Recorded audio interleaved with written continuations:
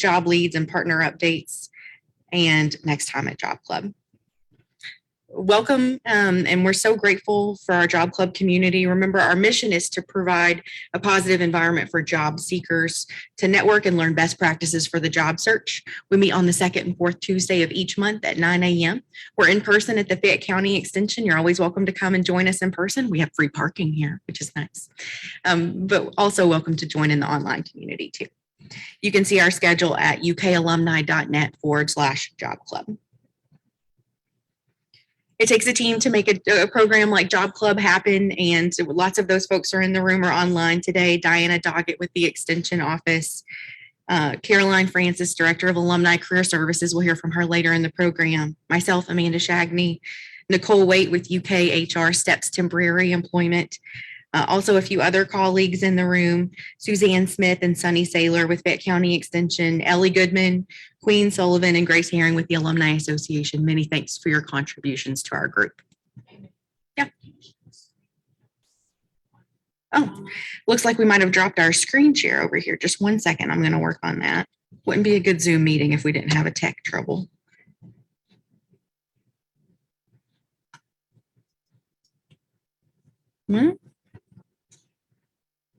Ellie, you might have to come up and help me troubleshoot. I can't get the mouse to that middle screen.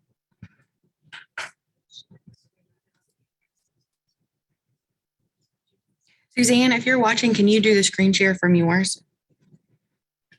Looks like we lost our screen share here.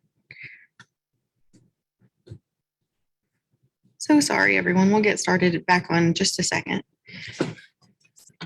I can't get to that. Who's got that one?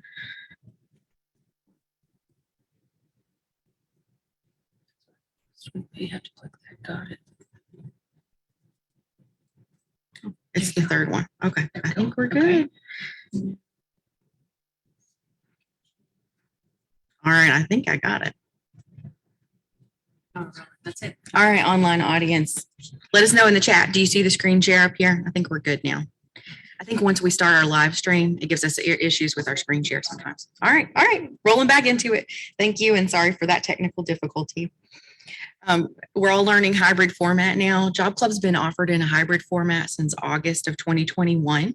We had great success in the online format during COVID, and our data tells us that Job Club was able to reach folks out of over 30 states during the time that we shifted from in-person only to an online and hybrid modality. So we'll continue to offer in hybrid. So we're in person at the Fayette County Extension. You're always welcome to join us here via Zoom webinar, and we do have a chat moderator on there. So if you have questions, feel free to pop those into the chat. And we're also streaming to Facebook Live through the Fayette County Extension's Facebook page. Now, if you're a first timer to our group, there's a few resources online that I want to make you aware of. We do have a pretty lengthy compiled resource guide for Job Club attendees. And inside of that resource guide, you'll find job search FAQs, a compiled networking list, lots of relevant articles for the job search. And you can find that resource packet at ukalumni.net/job club. If you haven't checked that out and you're an active job seeker, truly recommend that you do spend some time on that.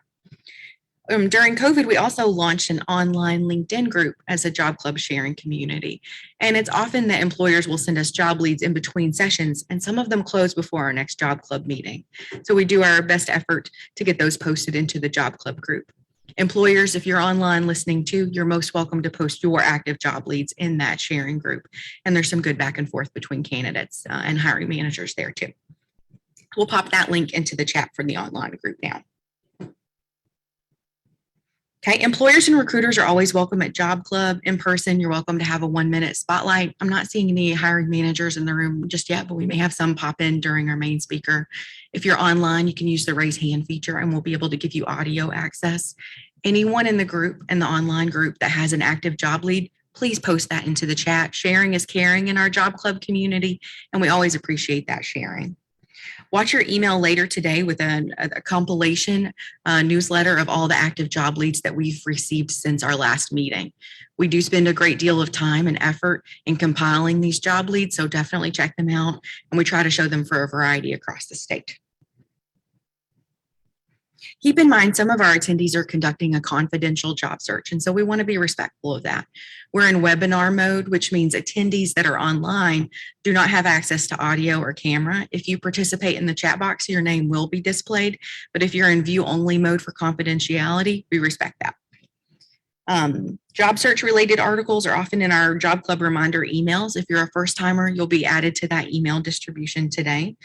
And a question that we often receive in the chat is this being recorded? Absolutely it is. It's being live streamed and recorded. And you can find all of those recordings from previous sessions at ukalumni.net/job club. We usually have a couple of first timers in the group. We're always grateful to have you. Welcome. If you're new to the group, know that you have lots of support in our community. If you're an active job seeker, or if you're in a passive job search, just seeing what's out there, you're going to receive a follow-up survey later today so that we can learn more about the topics that you need for the job search. We really value your feedback, so watch for that survey later today. Okay. One of our favorite things about our Job Club community is learning about your successes and wins. So I'm going to read one that came through. And in the meantime, I'd love to see a few in the chat box come through, and we'll have Grace read those if they do, about your successes. Now, it could be that you got a job offer. It could be that you were going to a networking coffee, or that you've updated your resume since last we met. Any success counts in our Job Club community, and sharing's caring. The one that came in today is from Kip Perkins. The agency is Kenton County Public Library in Erlanger, and the role that he just accepted is event planner and programmer. Oh, I remember this one coming through now. This is sounding familiar. I did let my local network dry up a bit, and I can echo your advice that networking is key. Taking advantage of opportunities that are provided to meet folks who are networkers and learn how to participate in the job search process is valuable.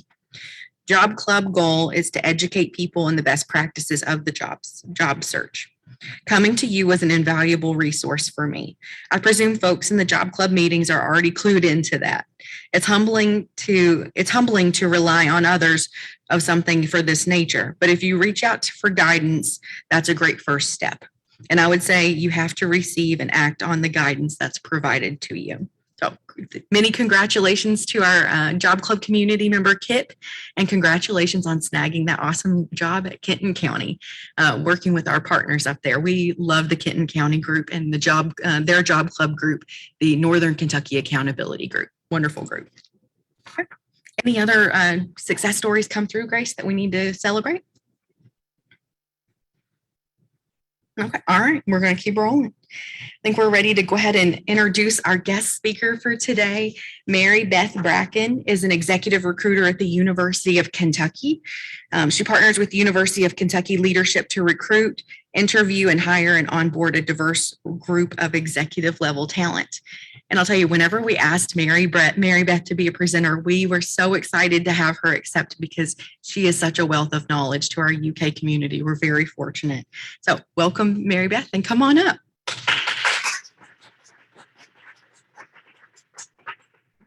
To progress slides, you can click this arrow right here, or click the mouse. Okay, thank you so much.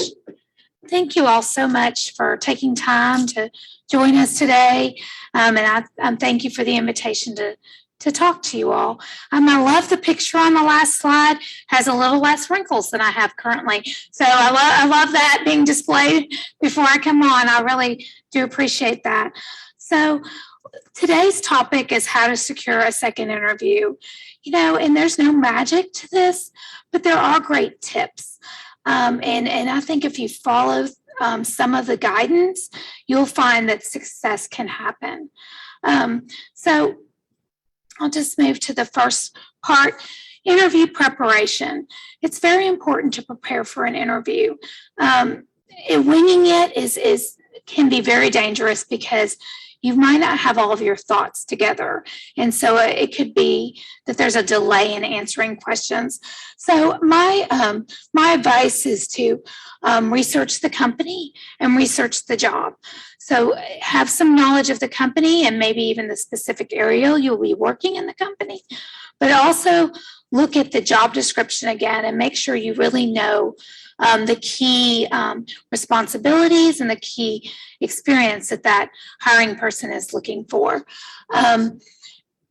Also create, I can't read off of this because it's so small. Sorry, my eyes are not as good. I could get some paper. Make that big. Sorry No, you're for the fine. delay. Thank you. Sorry about that. I'm also showing my age there, not just with my wrinkles, but with my eyes. Create a list of your selling points as they relate to the position. So again, going back to that job description, looking at what they're looking for, and then relating your experience to that job description. So if you make a list of those things that are relatable, then when questions come up, that's what's top of mind, and you don't take as long to answer a question or come up with good language that would match the job description. I often in interviews, they ask for a little interview overview of your experience. So I always recommend that you prepare something ahead of time. It doesn't have to be canned, and it doesn't have to be lengthy. I would stick to what your relevant experience is. So I worked, in college at a retail store. That's not relevant to what I really do now. So that's not something I would cover. I would, again, link back to that job description and that company and try to relate, that information that you share during your overview of experience to the areas that they're looking for. But it's nice to have that prepared. One, so you don't ramble, which I could tend to do if I was in that situation as well. And also so, you have a nice solid way to start the conversation. So a lot of times that's the first thing they ask. And so you started on a really good foot. And then formulate thoughtful questions. I have to tell you that this is really important. If you get to the end of an interview and they say, "What questions do you have?" and you say none, that kind of shows a little bit of lack of interest. You can thank them for the information that they've shared with you. If they shared information, and say that the job description really shared a lot of information, but it's nice to ask specific questions. And even if you know who's interviewing you ahead of time, researching their background a little bit. And then you can ask them a pertinent question that's in their area. So I find it helpful to prepare a few questions, and they may not have time for all of them. But if you have a couple ready, it helps that part of the interview. And then you're really gaining the information that's most important to you as well. So I'll pause there and see if there's any questions from that. And if they're not, we'll move on. Okay.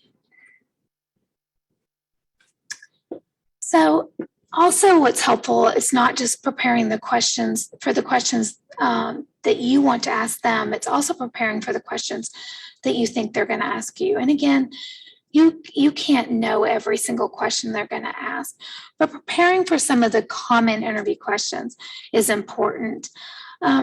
What makes you qualify for this position? That's a very common question. Again, going back to your experience as it relates to the job is the best way to answer that question. What interests you most about this position? I think it's really important not to go into why you're leaving another position. Personal growth is a great reason, but not ever talking disparagingly about a company that you're already at. I'm excited about this position because I really don't like my boss that I'm working for now. That doesn't relay a great message, but I've heard it in interviews. So we really want to stay positive when I talk about, the advancement opportunities or excitement for the company, that you've researched. So, I think that that's really where you want to go with answering a question like that. Why are you looking to make a job change? And that's another one that we want to stay very positive about. Talking about, what you're seeing is in your career or even shifting careers. You've heard a lot about this other field and you're very interested in it. Maybe you've taken a class, whatever that is, and that's something that you would like to move into, but you have this relatable experience that you can bring along. What motivates you? I've also heard this. I think we don't ever really want to say money. We want to stick more to, learning new things. Be honest though, and that's on here too. I don't want to dictate or even suggest exactly how to answer these questions. I want to let you know that these are some of the common questions and let you formulate your answers, but also in the realm of staying very positive. What is your biggest accomplishment? That's something to think about. It's hard. I find it hard in a job interview to toot my own horn, but you really have to. You don't want to go overboard, and you also want to say we at times so you know that you've worked with a team, but you also need to say I and what you accomplished and things. So, I know it's a hard balance. I find that very difficult myself, but, they want to know about you. So really you want to, talk about your successes. So really think about one of your successes that, again, might relate to that job and be able to talk about that. How do you prioritize tasks? So this a lot goes to organization. And I would say in almost every job, this is an important attribute.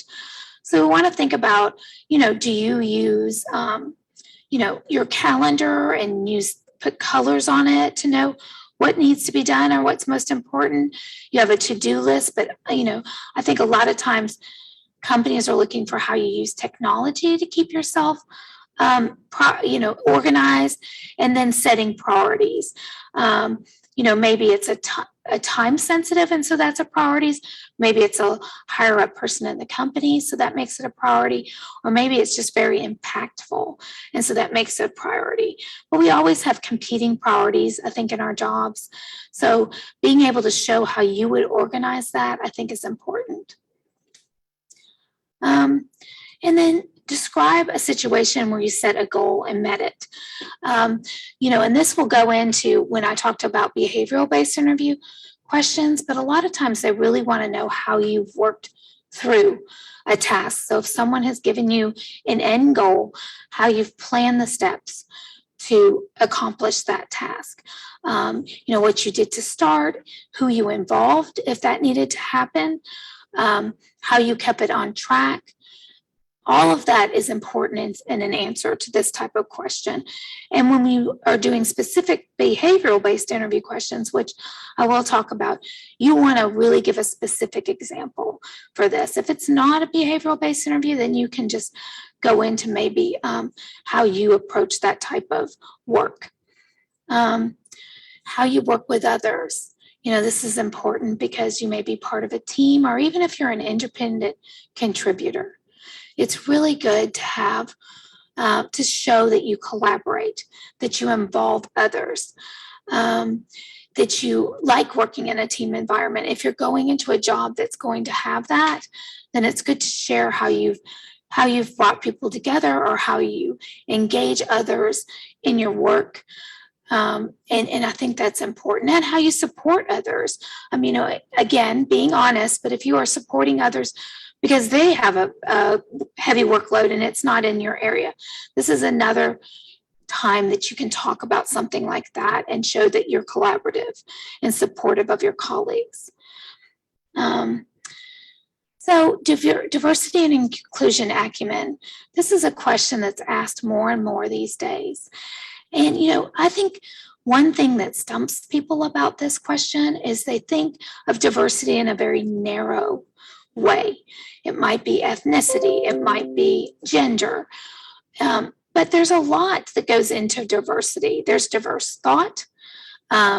There's diversity in areas of expertise.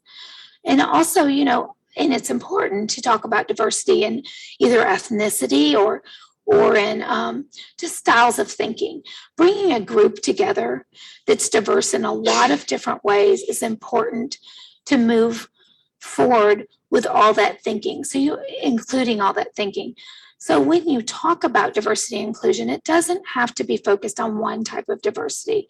You can think about how either you've worked with someone and how that's affected your outlook and what you've done to bring that to your work, because at a very different viewpoint or they were coming from a very different space. If you haven't had a job that's specifically focused on diversity and inclusion, then you really have to reach outside in your mind and think about this from a holistic way of how you've worked with others or how you've learned from others in a diverse environment. And so it's really, I think, a good idea to prepare something like that ahead of time, because I think that's a very difficult question to answer on the spot. And then dealing with conflict. A lot of times this is something that we've asked too, competing priorities or just someone that you're working with that has a very different idea of how to get to a certain goal or what the goal even is and how you bring all that together. I think that very much in this point time, you want to listen. So my advice maybe for an answer like this is talk about how you've listened to the other person, even though they have a different viewpoint, and really wanting to take that in account. And then how you may have solved that situation, brought your point of view to the table, and then worked through that situation. And then overcoming challenges. We all have them in our work environment. And so just thinking about preparing an answer for that, just taking time ahead of the interview to prepare answers to questions like these or some that you've been experiencing recently, and really give thoughtful answers will help when you're in that, kind of a high pressure situation, when you're sitting in front of hiring managers or a search committee. And being able to have these prepared is going to help you feel more calm and prepared. So I know that was a lot of information. I'll pause again to see if there's any questions. Yes. We do have one question coming in from the chat. They are wondering, do they need to repeat their questions before the interview? Which I'm taking to mean, how beneficial is practice prior to the interview, such as a mock interview or something similar? Mock interviews are great. I mean, even if it's your friend, your spouse, your sister, brother, some of these questions are more that you've, been experiencing regularly, or you've even used in your own interview. If you've interviewed someone, it's great to have somebody listen to your answers to questions. So maybe even give them the list of questions you think might appear, and then have them listen. Mock interviews are great. And that made me think about something that I may talk about later, but I want to bring it up now just in case I forget. There is no harm in asking an interviewer to repeat a question. Sometimes they're really long, or you just want to make sure that you've gotten the question right before you proceed with an answer. I think it's just fine. It's never bothered me or any of my colleagues to say, could you repeat that? So certainly something you can do. And then always, even pausing before you answer the question. That's not a negative. I mean, if it's a long period of time and you're trying to search for an answer, that makes it more difficult, because if it's, if you've had a relatable job and you can't think of how to explain something. But if you take a minute to collect your thoughts, that's okay. That's an okay practice. Anything else? Any other questions?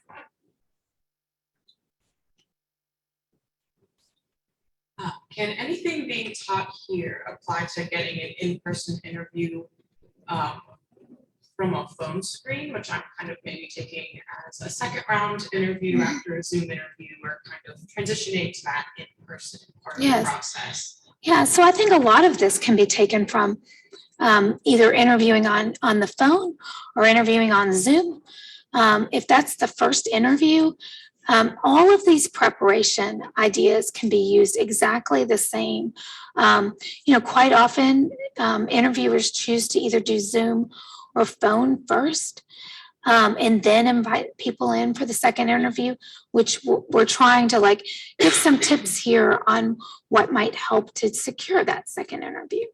So, and really, if I don't answer questions fully, please let us know. I want to make sure I'm giving the information that you need. So I'll move on, but anytime we have questions, that's fine. Okay, so I did mention this in my last slide, but I want to go a little deeper into this, because it seems to be that a lot of corporations are moving to this behavioral-based interview questions, and really what they're wanting out of this is a specific example. goal. So there's some acronym that's STAR, which is situation, task, action, and result. So if you think about that, you want to choose a very relatable example to what they've asked, keeping it on that topic. And again, I can ramble just as well as anybody else, but the best thing to do is really keep it concise to what they've asked. So you think about an example, you clearly define the situation. So you're bringing them into understanding what the situation was, then what the task was. So what you thought of to either solve the situation or move the situation forward. If it's helping a customer that's had a problem, you can describe the problem. You can describe what some of the methods you use to help solve that problem. And then talk about your role specifically. A lot of times, and again, back to we, I think we is good, especially when you've involved other people, but talk about really specifically your role in that as well. Did you get the team together? Or was it just you doing it? That's fine. We all address situations where we don't need to bring in a team, and that's fine as well. But if you did coordinate a team, that's a good way to show how you work with others, how you think about a collaboration and bringing people in. So, and then make sure that, so you want to talk about all the steps, all the actions you took, and then the results. Was that customer happy? Did they seem satisfied? Or what the task was completed and you were able to achieve the goal or the results that were asked from you. So again, being very specific in your answers to these behavioral-based interviews, but also talking about a certain example, not how you would do something or like an example of how you handle something in general, but think about a specific situation and then describe that. All right, I'll pause again, make sure I'm not moving on before people are ready. Okay.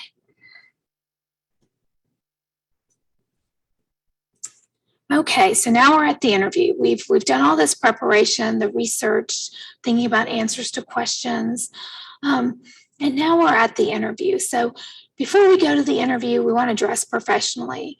I would say even if it's a job where you don't have to dress professionally once you secure that position, making sure that you have on a professional look, and it might be business casual. It doesn't mean you have to wear a suit every time, depending on the situation and the type of job that you're interviewing for. But you want to even maybe go a step above what you think would be acceptable in that job. Because it's your first impression, right? And even if you've had a phone interview or a Zoom interview, and I would recommend for Zoom interviews, you also dress professionally. But even if you have that situation, you want to present yourself in the best way. And so taking that a little extra time to dress professionally, I think is very good for that first impression that you make. Arrive early. Nothing makes you more nervous, or at least me more nervous, than I'm rushing and I don't feel like I've had time to breathe and prepare. So being there early is really good. Provide specific details when answering the questions. And of course, now we're in the interview. And, I think that, again, going back to what I just said, not rambling in answers, but really taking a moment to think about it and then present that situation or the answer to that question is important.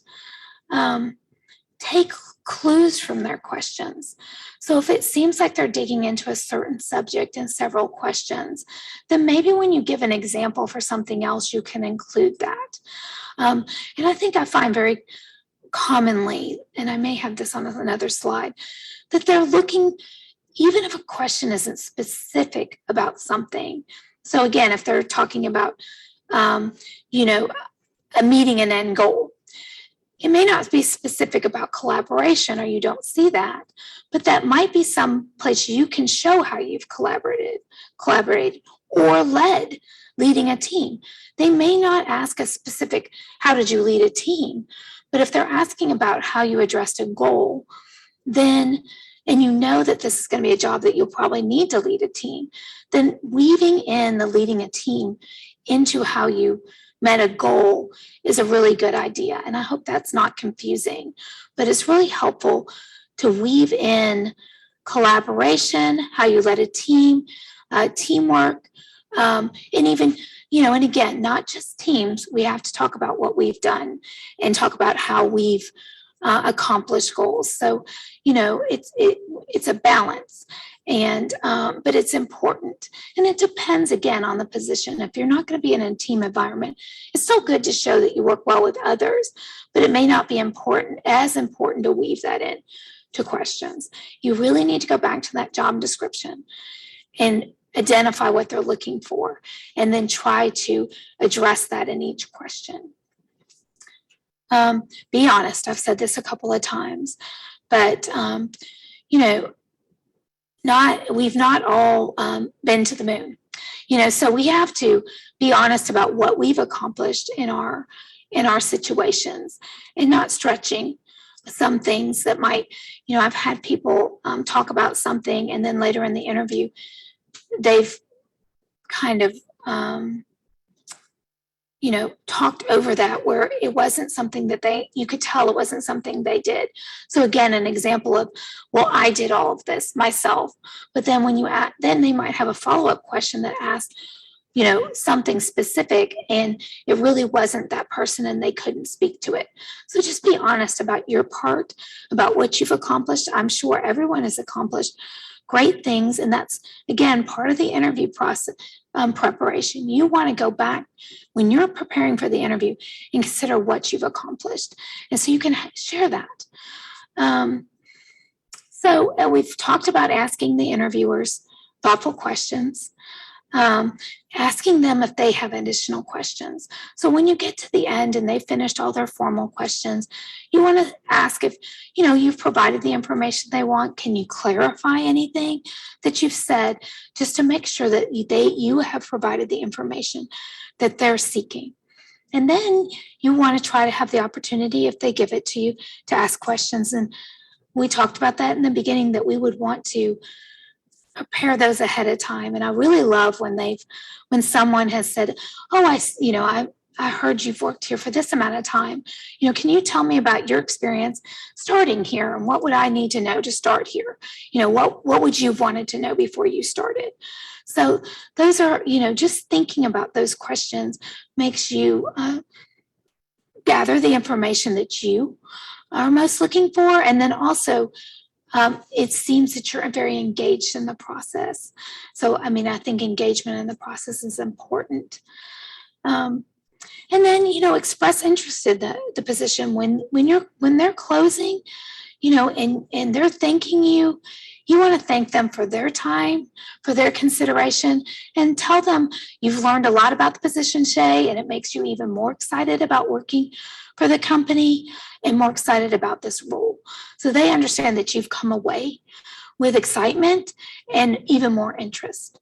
And I've said thank the interviewers. So I've covered some things. I'm sure there's other things that if people want to know anything else, please feel free to ask.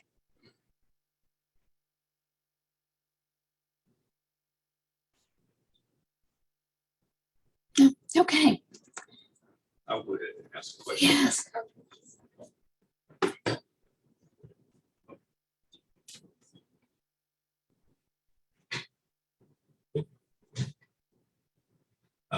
You mentioned throughout the interview process to, kind of ask if you need to clarify anything. Sort of, I'm in sales, so that's kind of a trial close throughout. Mm-hmm. So you always want to overcome any objections that they have by saying that I answered your question correctly. And at the very end, you talk about expressing interest. So one of the things I would close with an interview process, and I just had an interview yesterday. I got my second interview on Thursday. Wonderful. But anyway, is always ask, as you say, summarize what your benefits are to them, and then at the very end, do a kind of a close. Like, is there anything else that you see from our discussion today that will prevent us from moving forward to the next step? Yes. So I kind of present is if they have nothing, then there's no reason you should go forward with it. So Yes. that gives you the reason to be able to do follow up ask why are we not moving forward? So if you could, basically eliminate all objections to that. Yeah, I love that. I love the way you phrase that. That's great. Yeah, I definitely think that you want to leave them that with that impression and make sure that you've clarified everything for them. So they really are interested in moving to the next step. And I think something I may have not mentioned on the last slide, thank you notes, emails are fine, are important. If you haven't shared information that's relatable to the job, I'm not saying it's going to get you the next interview, but if you've done well and you've really connected with them and have applicable skills, that extra thank you note, really, we talk about it even in the executive interviews that I'm part of. It's just like we'll share them with each other because I think it's nice for someone to have thanked you for the time. Again, it's a way, just as you mentioned, to express interest or letting them know some of the information you gained. I've gotten thank you notes to say, I really learned a lot about this subject. So thank you for taking the time to share that with me, and then talk about your interests. So thank you notes are important. And you've probably gotten an email about getting the job. So you should have some emails, but if not, there are ways to, maybe call an assistant at the corporation or find them on social media and make sure that you thank them. Yes. A question from the chats. They say, I had an interview where he focused on and wanted to know about my failures. I told him about successes and he kept saying, tell me about a time when you failed. Why would that be a focus? Or why would he ask that instead of successes? So we do. I must say, I don't think every question should be, I don't advise that every question should be put in, asking about a failure, but it does glean information on how you've overcome a challenge. And so quite often we have something focused around, talk about a task that you weren't able to complete, or, I'm trying to think of some specific questions we've asked, but we do get a little tricky with that. But I do think it's okay to talk about. I wouldn't advise that to be the focus of most questions, but quite often interviewers would have one that would be talk about a time you couldn't achieve a goal, or talk about a time that you didn't meet expectations. I think in sharing that information, you want to talk about how you did your best or how you planned for it, and then talk about the things that might have prevented that outcome that you were looking for, and then talk about what you've learned from that experience. So if you'll go through those phases, again, being honest, I didn't realize that I needed to do this step, and then it was a little too late by the time I realized that, but I've really learned from that, and I've incorporated in this next time I was able to complete the goal. So I think it's important to really, you can talk about your successes, but you also can talk about sometime you have, because we've all done that. We've all not met a goal.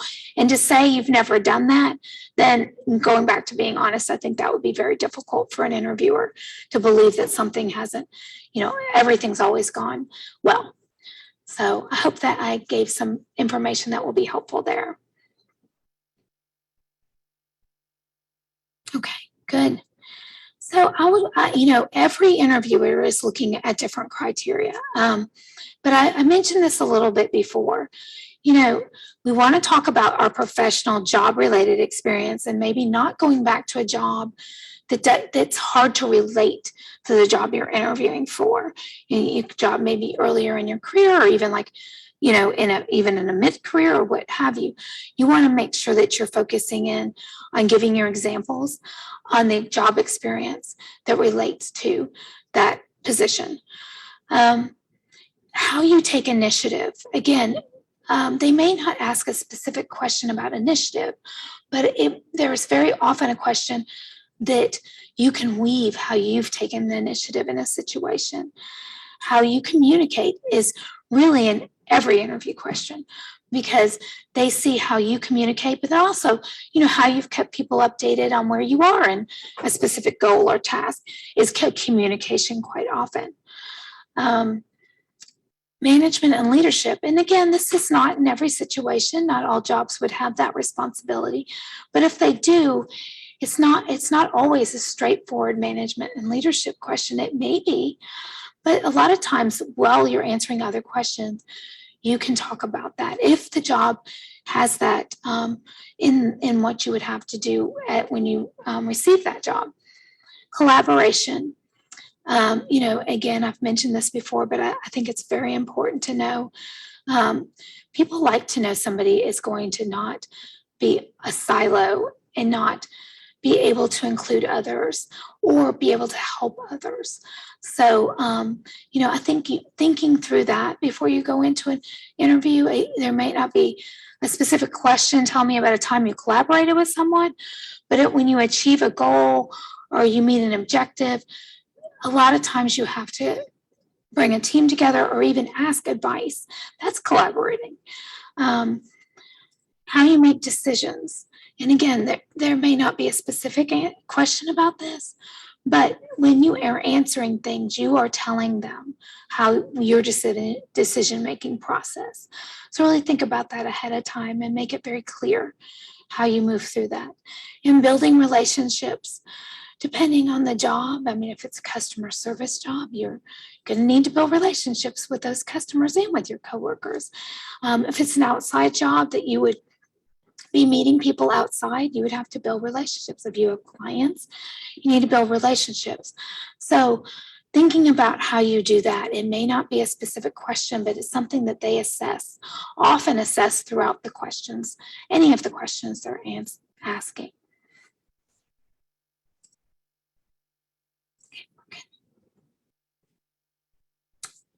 Okay, so I did talk about thank you, email notes, and then lastly, and I think this is, hard when you come out and you can always second guess what you've said in an interview or, oh, I wish I told them this, but think positive.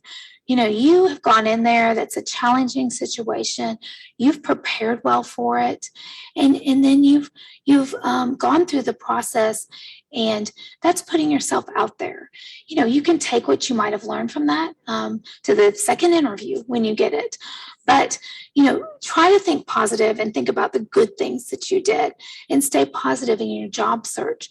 Because I think, and I do truly believe this, I've interviewed for jobs that I thought I really wanted and didn't get them. And I see later on that wasn't the right job for me. So don't get down on how a specific job interview would go.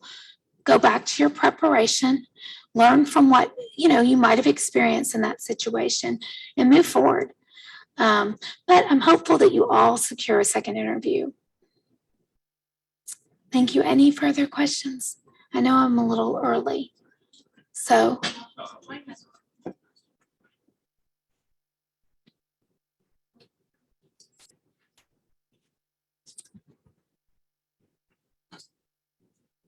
So what would you think if after the first interview, they send you a predictive index assessment, PI assessment?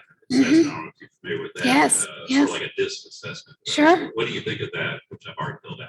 Yeah. So you can have a second interview. Yeah, I think that's a good sign. One, that they're doing that. A lot of times there's a charge to a company for having someone conduct that for them.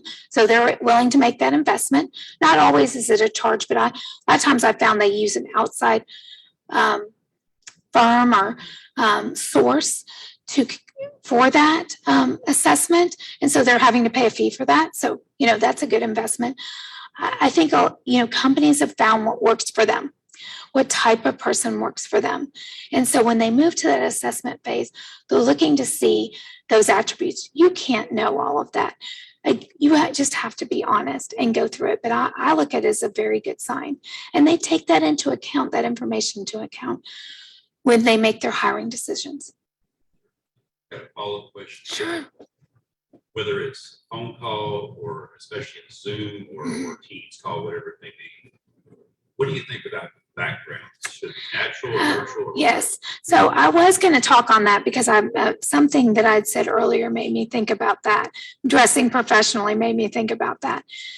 You know, it's interesting. I enjoy seeing people's surroundings and homes. You know, like it's so cool to get on Zoom and like you see their home and you haven't ever seen it before or whatever.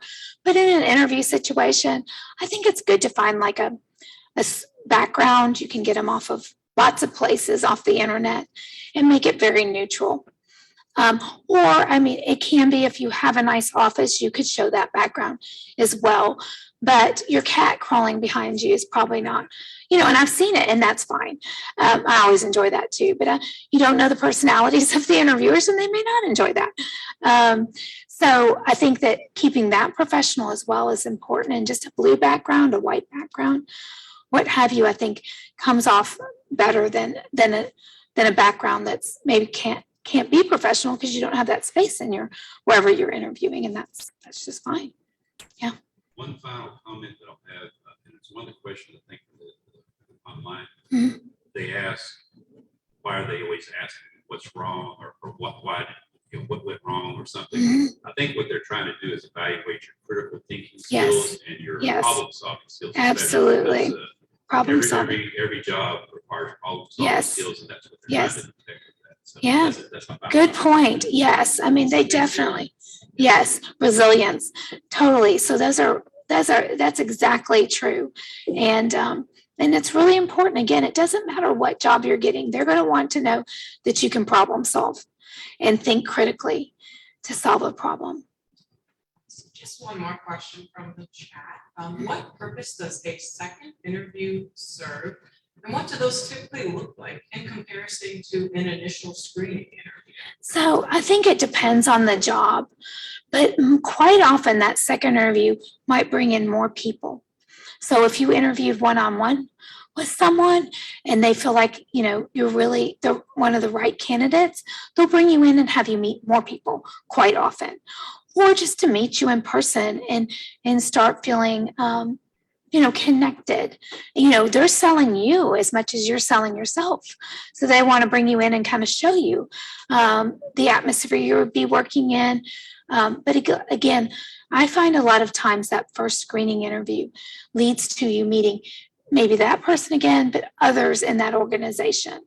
And they can, and you know, they've learned a lot from that first interview, but they may have additional questions and want to focus in on those as well.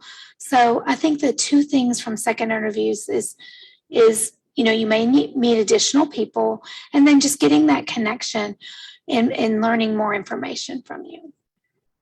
You've addressed diversity, equity, inclusion a bit, but that's starting to be more common. Mhm. Yes, it is. Could you give some examples of questions that would be DEI and Yeah. some things people can be doing to prepare to show that they have been more diverse or taken trainings or whatnot? Right. Trainings are a great thing. I think that, you know, a lot of the questions that I've seen or I've written or tell me about a time that you've brought a diverse group of individuals together to achieve a goal. And again, then that's when the broad sense of diversity comes into play. It can be people from different areas, different thought processes, and talk about how you really wanted to involve somebody that I know, you know, doesn't always have the same opinion as me, but they have really good, they share a lot of good information that we can bring into the group and consider. I do think talking about diversity of ethnicity or of not just thought processes, but of backgrounds, that people have had different backgrounds and situations helps. And I think that answering that question, you talk about how you paused before you brought a group together, or if it wasn't a group together, how you went to someone that you knew would think differently or had a different background because you wanted to solve a problem, and getting information from them was useful.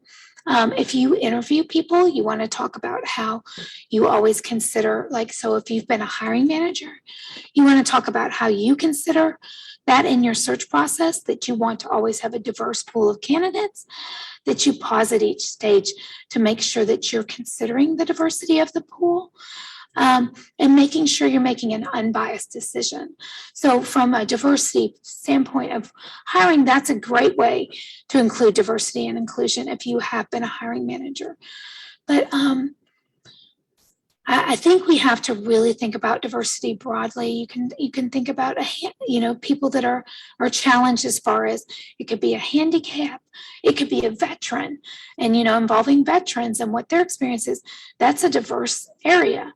So I think we need to broaden our definition of diversity when we're thinking about answering these questions and just talking about your experience and how you've involved others or worked with someone else that is diverse in nature. Yes. More question from the chat. How do you prepare for a second interview, and how might that differ from preparing for that first round interview? Well, I think the second interview is first round is, we've talked about that. Second round is what you've learned from them as well. And those things that you walked out with and were like, oh, I wish I'd told them about that. So those are two ways. I would also then go back to researching who you're going to meet with, because they might have included others going to be in that interview, and understanding what their background is. And so what they might be interested in learning. You can go back through all of these steps and reconsider them. I think also your thoughtful questions might go beyond what they were that first time, since you've learned more. You can really think about some of the things that you learned and want to learn more about, or something you'd like to share that was related to that. And a lot of time our answers are going to be the same as they were. You want to think of different examples for questions, because if you meet with some of the same people, you want to have a second example for those questions. If you're going to meet with new people, using some of the same examples is just fine. But if you can think of a different scenario, it's always good, because they usually are going to come back together and talk about what they've learned.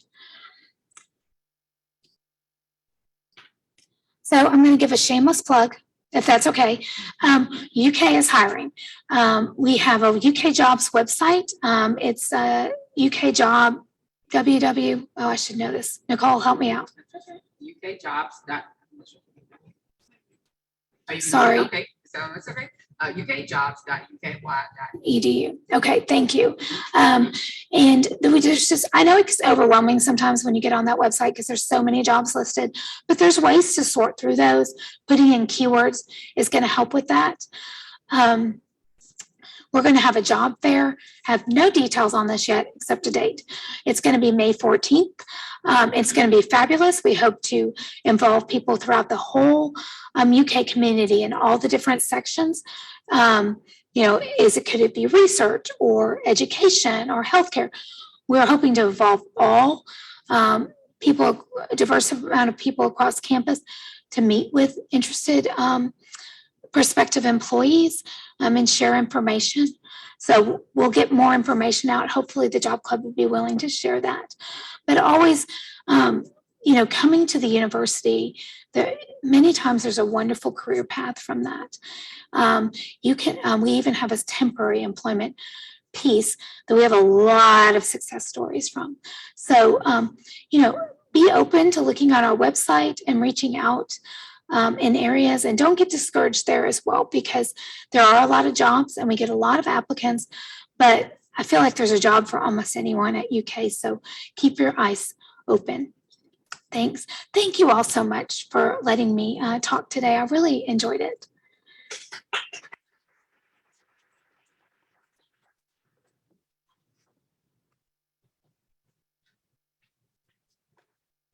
Thank you so much, Mary Beth. I always enjoy learning from you. We really appreciate the great advice to help us all get to that second interview. So much transferable information for any interview.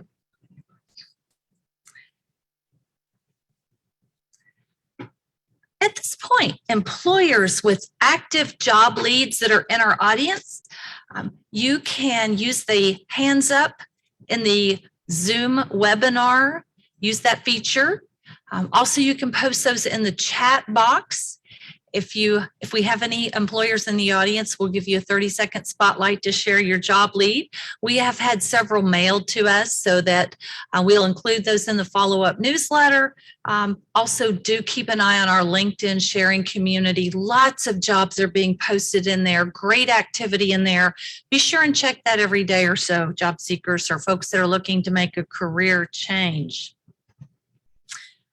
We have wonderful partners with our Fayette Cooperative Extension Program, but Kentucky is fortunate to have an extension office and presence in all 120 counties.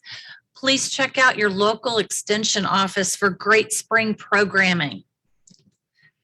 UKHR and STEPS are definitely hiring. Please go to the websites and see if there's an opportunity that may be right for you. The website is listed. And again, we encourage you to take advantage of a potential career at UK or even a temporary position. You never know where that might lead. It could help build the resume or potentially help work you into a full-time position. I'm Caroline Francis with UK Alumni Career Services, and we offer individual career counseling for active and life members of the UK Alumni Association. We do have a special offer today. Our graduate assistant, Grace, who's been moderating the chat box, is seeking some additional one-on-one client hours. Information is coming in the chat box now on that.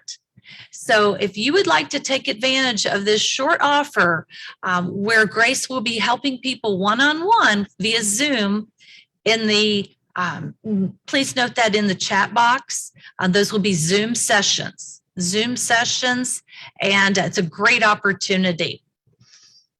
We also have Leadership Week coming up for UK Alumni Career Services later in April. We'll be sharing more information, fabulous lineup of speakers and programs for the last week of April, April 25th to the 28th. That information is being loaded to our website shortly. Some information is already there. Fabulous programming last year that can help all of us at any career stage.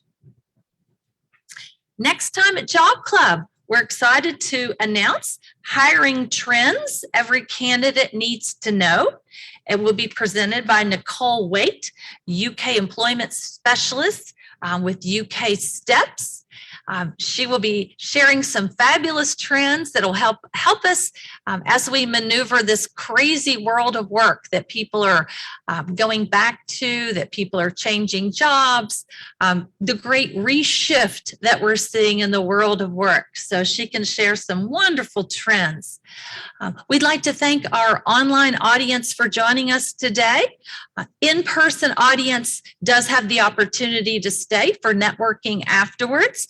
We welcome in-person attendees. If you live in or near in the Lexington area, we hope we'll see you at our April 12th Job Club meeting, where you can take advantage of meeting facilitators, speakers, and also networking with other attendees. Have a great day, everyone, and we look forward to seeing you for the next Job Club meeting.